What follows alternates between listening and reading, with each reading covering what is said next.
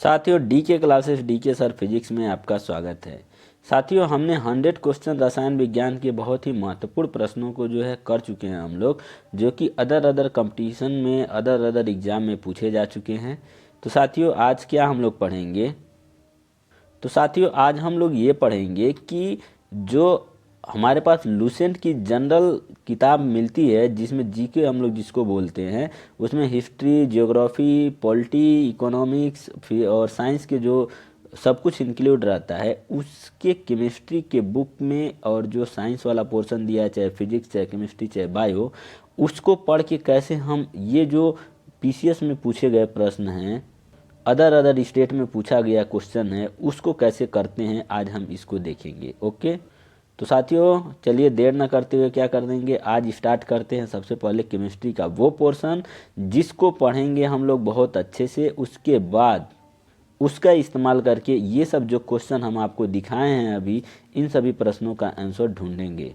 तो साथियों करते हैं स्टार्ट। ओके, तो साथियों सबसे पहले मैं क्या किया हूँ, लूसेंट के किताब से इसको जो है मैं आपको पढ़ाने के लिए इस पेज को उठाया हूँ, और ये पेज नंबर 265 पे लूसेंट में दिया हुआ है, और ये सबसे अंतिम में पेज में दिया हुआ है। क्या है, कुछ प्रमुख तथ्य। हम यहाँ से शुरू कर रहे हैं, आप बस ध्यान से पढ़ते हुए आगे बढ़िए, और जो इम्पोर्टेंट पॉइंट है मैं बताते जाऊँगा, उसको ध्यान रखिएगा। फिर दोस्तों क्वेश्चन को सॉल्व करेंगे और देखेंगे कितने क्वेश्चन को कर पा रहे हैं। पहला क्या है, पुरातत्व अवशेषों अथवा फॉसिल्स की आयु निर्धारित करने के लिए रेडियो सक्रिय कार्बन के यानी कार्बन 14 का उपयोग किया जाता है। प्रश्न क्या पूछेगा साथियों, प्रश्न पूछेगा कि रेडियो एक्टिव जो कार्बन 14 है या कार्बन 14 का प्रयोग हम लोग कहाँ करते हैं। ठीक है, तो इसका आंसर आप लोग कैसे बता पाएंगे कि पुरातत्व अवशेषों या फॉसिल्स की आयु जो है ज्ञात करने के लिए करते हैं। ठीक है, इसी तरह अगला है पॉइंट, यदि किसी द्रव में घुलनशील पदार्थ को मिलाया जाए तो द्रव के पृष्ठ तनाव पे क्या प्रभाव पड़ेगा। तो द्रव का जो पृष्ठ तनाव होगा वो बढ़ जाएगा। ठीक है, अब कह रहा है यदि क्लोरोफॉर्म को सूर्य के प्रकाश में वायुमंडल में खुला छोड़ दिया जाए तो कौन सी विषैली गैस बनेगी। तो दोस्तों फास्जिन नामक जो विषैली गैस होती है उसका निर्माण होगा। तो साथियों यहाँ वन लीनियर मैं पढ़ा रहा हूँ, आगे में मिल जाएगा। अब यहाँ पे देखिए क्वेश्चन बन सकता है कि नाइट्रोजन स्थिरीकरण क्या है, ऑप्शन दे सकता है आपको। तो वायुमंडलीय मुक्त नाइट्रोजन को नाइट्रेट में परिवर्तित करने की जो क्रिया होती है उसी को हम लोग नाइट्रोजन स्थिरीकरण कहते हैं। इसके बाद मिट्टी में क्षारकत्व को घटाने के लिए किसका प्रयोग किया जाता है। साथियों बहुत इंपॉर्टेंट है, दिमाग में रख लीजिए। अभी ऑब्जेक्टिव क्वेश्चन जब हम लोग करेंगे तो उसमें ये प्रश्न आपको मिलेगा, और देखते हैं कितने लोग उसका सही आंसर बताएंगे। क्या क्वेश्चन है कि मिट्टी के क्षारकत्व को घटाने के लिए किसका प्रयोग करते हैं, तो ध्यान रखिए जिप्सम। इसके बाद है टेल्कम पाउडर के निर्माण में थियोफेस्टस खनिज का उपयोग किया जाता है। तो टेल्कम वर्ड भी याद रखिएगा, ठीक है, ये भी मिलेगा। तो साथियों DK classes DK sir physics से आप लोग पढ़ना स्टार्ट कर दीजिए। अब ये क्वेश्चन दोस्तों ये बहुत बार जो है रेलवे ग्रुप डी में भी और अदर रेलवे के एग्जाम में भी पूछा जा चुका है। क्या कि बर्फ़ जब जमाते हैं तो उसमें क्या मिलाते हैं कि बर्फ़ जल्दी ना पिघले। तो किस चीज़ का मिलाते हैं दोस्तों, जिलेटिन को मिलाते हैं। ठीक है, तो बर्फ़ को पिघलने से रोकने के लिए उसमें क्या मिलाया जाता है, तो जिलेटिन मिलाया जाता है, दिमाग में रखना है। इसके बाद शुष्क बर्फ़ किसे कहते हैं, तो ठोस कार्बन डाइऑक्साइड को क्या बोलते हैं हम लोग, शुष्क बर्फ़ बोलते हैं। ये प्रश्न भी बहुत बार पूछा जा चुका है स्टेट के एग्जाम में भी, तो याद रखिएगा। और जैसे ही शुष्क जो बर्फ़ होती है ठोस कार्बन डाइऑक्साइड, इसको गर्म करेंगे तो क्या होगा, सीधे गैस में बदल जाएगा। अब पिक्रिक एसिड जो है इसको याद रखिए, एक क्या है कार्बनिक यौगिक जिसका उपयोग प्रयोगशाला में किसके रूप में करते हैं, तो अभिकर्मक के रूप में किया जाता है। ठीक है, सेकेरिन का नाम याद रखिए। सेकेरिन का निर्माण जो है कहाँ से होती है, टाइलुइन से होती है। ठीक, यह श्वेत क्रिस्टलीय एरोमेटिक यौगिक है जो शर्करा की अपेक्षा कितना गुना मीठा होता है, 550 गुना। ठीक है, ये चीज़ इंपॉर्टेंट है, आपको याद रखना है। अब आगे बढ़ते हैं। अब अगला क्वेश्चन पूछ सकता है कि क्रीम क्या है। तो क्रीम एक प्रकार का दूध होता है। अब पूछेगा कि जो क्रीम होता है उसमें वसा की मात्रा क्या होती है, कम होती है ज़्यादा होती है, तो वसा की मात्रा ज़्यादा होती है और पानी की मात्रा क्या होती है, कम होती है, ये याद रखना। 1 किलोग्राम शहद से लगभग कितना कैलोरी ऊर्जा मिलती है, तो 3500 कैलोरी ऊर्जा प्राप्त होती है। अब यहाँ पे प्रश्न कई बार पूछा है, हंसाने वाली गैस को क्या बोलते हैं, तो नाइट्रस ऑक्साइड। तो नाइट्रस ऑक्साइड को क्या बोलते हैं, लाफिंग गैस या हंसाने वाली गैस। खोजा कौन था, प्रिस्टले ने इसकी खोज की थी। हड्डियों में फास्फोरस कितना % है, तो 8% फास्फोरस पाई जाती है हड्डियों में। अब यहाँ पे क्या बोल रहा है कि फास्फीन गैस का उपयोग जो है समुद्री यात्री होम सिग्नल जो है देने में किया जाता है। अब प्रश्न ये पूछा हुआ है कई बार, होम सिग्नल देने के लिए कौन से गैस का प्रयोग करते हैं, ठीक है, तो फास्फीन गैस का उपयोग किया जाता है। क्लोरीन क्या करता है, फूलों के रंग को उड़ा देता है। तो ऐसे ऑप्शन दिया हुआ है कि निम्न में से कौन सी गैस फूलों के रंग को उड़ा देती है, तो जिसमें एक क्लोरीन ऑप्शन जरूर रहेगा। सुरक्षित दियासलाई में यानी माचिस की तीली बनाने में किसका प्रयोग किया जाता है, तो लाल फास्फोरस। ये प्रश्न भी आप लोग ने कई बार पढ़ा होगा, ठीक है, तो यहाँ पे आप इसको भी देख पा रहे हैं। अब चलिए, लाल फास्फोरस हो गया। यूरिया में नाइट्रोजन की प्रतिशत मात्रा पूछ देता है, ठीक है, तो कितना % है, 46%। बाकी कितना % किसका हिस्सा है, आप एक बार देख लीजिए। इसके बाद कह रहा है कि बर्तन में कलई करने में अमोनियम क्लोराइड पूछेगा कि बर्तनों की कलई निम्न में से किसका प्रयोग करके बनाते हैं, तो अमोनियम क्लोराइड का। अभी दोस्तों ये सिर्फ एक ही पेज को मैं बता रहा हूँ और इसी एक ही पेज से देखिए कितने सारे क्वेश्चन आपको मिलेंगे, करीब 50 क्वेश्चन से ज़्यादा मिलेगा, ठीक है, बस ध्यान से देखते जाइए। शुद्ध अल्कोहल में बेंजीन या ईथर मिलाकर पावर अल्कोहल के रूप में हवाई जहाज के ईंधन में प्रयुक्त होता है। इसके बाद है कृत्रिम सुगंधित पदार्थ बनाने में एथिल एसीटेट का प्रयोग किया जाता है। इसके बाद क्या है, यूरिया पहला कार्बनिक पदार्थ। ये दोस्तों बहुत बार क्वेश्चन पूछा जा चुका है कि प्रयोगशाला में बनने वाला पहला कार्बनिक पदार्थ कौन था, तो कौन था दोस्तों, यूरिया था। किसने बनाया था, होलर नामक वैज्ञानिक ने बनाया था, ठीक है, रसायनज्ञ था जिसने सबसे पहले प्रयोगशाला में बनाया था। सिरके में कौन सा अम्ल पाया जाता है, एसिटिक अम्ल। तो सिरके में पूछता है कौन सा अम्ल, एसिटिक अम्ल। फार्मूला क्या है, CH3COOH, तो ये याद रखना है। एसिटिलीन का प्रयोग प्रकाश उत्पन्न करने में किया जाता है, ठीक है, तो एसिटिलीन गैस का प्रयोग और कहाँ किया जाता है, ये भी ध्यान रखिएगा, ठीक है। अभी ये बहुत इंपॉर्टेंट क्वेश्चन है, एसिटिलीन गैस, ठीक है। रक्त के प्रवाह को रोकने के लिए फेरिक क्लोराइड का प्रयोग किया जाता है। फिर है दोस्तों, सौर सेलों में किसका प्रयोग करते हैं, सीजियम का प्रयोग करते हैं। पीले फास्फोरस को जल में रखा जाता है, ठीक है। समुद्री घास में क्या पाया जाता है, तो आयोडीन। प्रश्न पूछता है कि आयोडीन कहाँ से मिलती है, समुद्री घास से।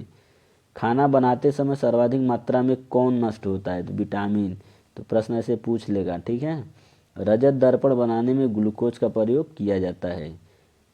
पूछ लेगा कि दूध पायस कोलाइडी तंत्र है, लिख रहा है ना, तो ऑप्शन दे देगा ऐसे कि पायस कोलाइडी निम्न में से कौन पायस कोलाइडी तंत्र है, तो जिसमें दूध ऑप्शन मिल जाएगा। यदि दूध से क्रीम अलग कर दिया जाए तो दूध का घनत्व। तो ये तो साथियों इतना बार पूछा है, इतना बार पूछा है कि मतलब मत पूछिए, बहुत बार पूछा है कि यदि दूध से क्रीम को अलग कर दिया जाए तो दूध के घनत्व में क्या प्रभाव पड़ेगा, तो दूध का जो घनत्व होता है वो क्या होगा, बढ़ जाएगा, ठीक है, ये याद रखना है। फिर कह रहा है कि अस्पतालों में कृत्रिम सांस लेने के लिए प्रयुक्त सिलेंडरों में ऑक्सीजन एवं हीलियम का मिश्रण मिलाया जाता है। और साथियों जो गोताखोर होते हैं, गोता लगाने के लिए जाते हैं, उनके में भी ऑक्सीजन के साथ क्या किया जाता है, हीलियम गैस को मिलाया जाता है, ठीक है। तो ऑक्सीजन यानी O2 plus helium gas He। अब आप दोस्तों अक्रिय गैसों के नाम याद रख लीजिएगा और अक्रिय गैस को ही क्या बोलते हैं, नोबल गैस। तो अभी आपको नोबल गैस या अक्रिय गैस नाम से भी बहुत सारे क्वेश्चन देखने को मिलेंगे। तो साथियों अगर ये वीडियो आपको पसंद आए तो लाइक, कमेंट और शेयर जरूर करें, साथ ही में चैनल को भी सब्सक्राइब जरूर कर लें। अगला है कि ठंडे देशों में हिमांक कम करने के लिए कारों के रेडिएटर में किसका प्रयोग करते हैं, तो एथिलीन ग्लाइकॉल का। और पुराने तैल चित्रों के रंगों को फिर से उभारने के लिए किसका इस्तेमाल किया जाता है, हाइड्रोजन परऑक्साइड का। साथियों जो हाईलाइट किया हूँ वो इम्पोर्टेंट है। सोडियम को कहाँ रखते हैं, मिट्टी के तेल में डुबो के रखा जाता है, ये भी बहुत बार पूछा है। अब अगला क्वेश्चन जो है, सबसे कम घनत्व या सबसे हल्का या सबसे प्रबल अपचायक तत्व की बात करें तो कौन होता है, लिथियम होता है। ठीक है, इसी तरह से सबसे प्रबल उपचायक ऑक्सीडाइजिंग की बात करें तो कौन होता है, फ्लोरीन होता है। ठीक है, सफ़ेद स्वर्ण प्लेटिनम को कहा जाता है, तो पूछ लेगा कि सफ़ेद स्वर्ण किसे कहते हैं, प्लेटिनम को। सबसे अधिक विद्युत चालकता किसकी है, चांदी की। ये तो पता नहीं कितना बार कंपटीशन में पूछा जा चुका, शायद कोई कंपटीशन होगा जिसमें ना पूछा गया हो। रेडान क्या है, गैसीय तत्वों में सबसे भारी है, और पोलोनियम के पास सबसे अधिक क्या है, सर्वाधिक समस्थानिक किसके हैं, पोलोनियम के। ठीक है, इसके बाद सल्फ्यूरिक अम्ल जो H2SO4 है, इसको ऑयल ऑफ विट्रियल भी बोला जाता है। तो हिंदी में लिख के आएगा कि ऑयल ऑफ विट्रियल किसे कहते हैं, तो तनु ये जो सल्फ्यूरिक अम्ल है H2SO4, इसको। नोबेल धातु कौन कौन है, नोबेल धातु का नाम आप यहाँ पे देख लीजिए, एक बार माइंड में रख लीजिएगा। मेथेनॉल को जब बहुत कम मात्रा में भी लिया जाए तो गंभीर क्या करेगा, विषाक्तन के साथ साथ यह अंधेपन का कारण बनता है। मतलब ये तो मेथेनॉल एक तरह का जहर है। ठीक है, तो इसी वजह से अगर थोड़ा मात्रा में पिएंगे तो अंधेपन का शिकार बनेंगे, ज़्यादा पी लेंगे तो मर ही जाएंगे। ठीक है, सोना का जो घनत्व है पारे के घनत्व से क्या होता है, ज़्यादा, इसी कारण से सोना पारा में डूब जाता है, प्रश्न पूछेगा। ठीक है, बिस्फिनॉल खाद्य संवेष्टन सामग्री यानी फूड पैकेटिंग या पैकेजिंग मटेरियल के विकास के लिए प्रयोग में लाया जाने वाला क्या है, एक रसायन है, याद रखना है। जिनोन को स्ट्रेंजर गैस, ये याद रखिए, जिनोन को क्या बोलते हैं, स्ट्रेंजर गैस।